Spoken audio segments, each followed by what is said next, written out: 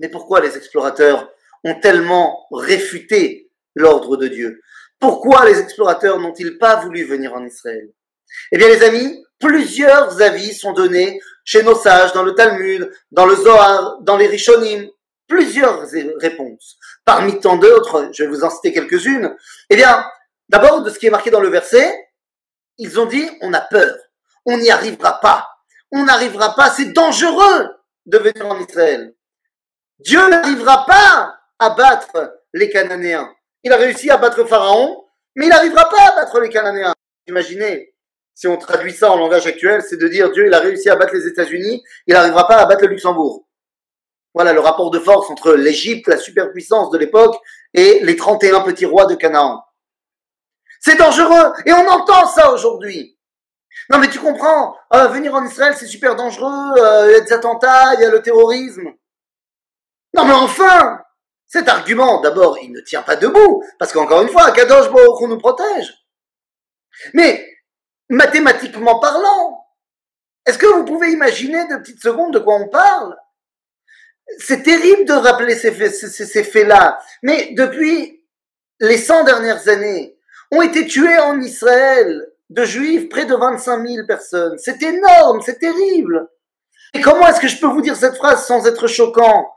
Mais 25 000 personnes, c'est 2 jours pendant la Shoah. Et si je devais faire la liste maintenant de toutes les attaques antisémites et les pogroms que le peuple juif a dû vivre en Chutz La'aretz durant son histoire, non mais enfin, Kadosh Baruch Hu, bien sûr qu'il peut nous protéger. Et il nous donne une chokhma extraordinaire, il nous donne une armée extraordinaire. Et évidemment que l'argument de dire c'est dangereux, et quoi, c'est pas dangereux en Chutz La'aretz?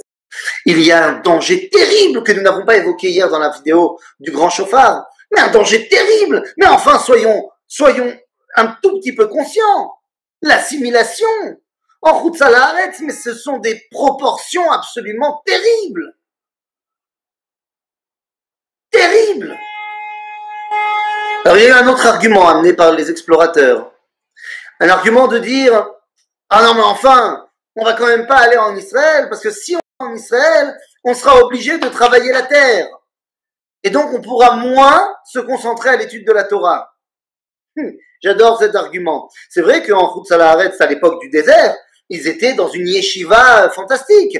On n'avait pas besoin de se nourrir, pas besoin de se changer, pas besoin de ce truc. Complètement dans la spiritualité. Et donc il faudrait peut-être mieux ne pas faire la Torah pour mieux étudier la Torah. Non mais enfin, qui t'a demandé de rentrer en Israël? Kadosh Baruch Hu. Et donc toi tu dis, vaut mieux rester en contradiction avec Dieu pour faire ce que Dieu il veut. Allô? Sefer HaZohar nous dit quelque chose de terrible. Il dit que les Meraglim, les explorateurs, ont déchauffé le peuple juif parce qu'ils savaient que s'ils devaient rentrer en Israël, eh bien, il y aurait un changement de direction. Que les chefs de tribus qu'ils étaient eux-mêmes dans le désert, eh bien, seraient remplacés. Ce seraient des nouveaux chefs de tribus qui rentreraient en Israël.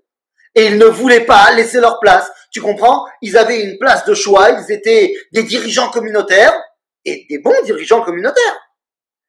Ils ont dit, on va quand même pas laisser notre place à d'autres. Comme si c'était possible qu'un rabbin ne pense qu'à son intérêt personnel plutôt qu'au bien du peuple juif. Le Rav Tzvi Yehuda Kook nous explique que le problème des Meraglim, de la faute des explorateurs, c'est qu'ils ont émis l'idée que finalement on pouvait tout à fait être juif sans Israël. On peut très bien être juif en Chutz La'aretz, et on entend ça tellement. Alors d'abord, non. D'abord, je t'arrête tout de suite. On ne peut pas être très bien juif en Chutz La'aretz. D'abord, pour des raisons mathématiques. 613 mitzvot, Rabotai, il n'y a qu'une centaine de mitzvot qu'on peut faire en Chutz La'aretz. D'abord. Alors vous allez me dire, en Israël, on ne peut pas tout faire non plus. Il nous faut le Beth Amikdash, bien évidemment. Sans le Beth Amikdash, on n'est pas complet du tout. Mais le Beth Amikdash, tu ne pourras pas le faire à Brooklyn. C'est pas possible.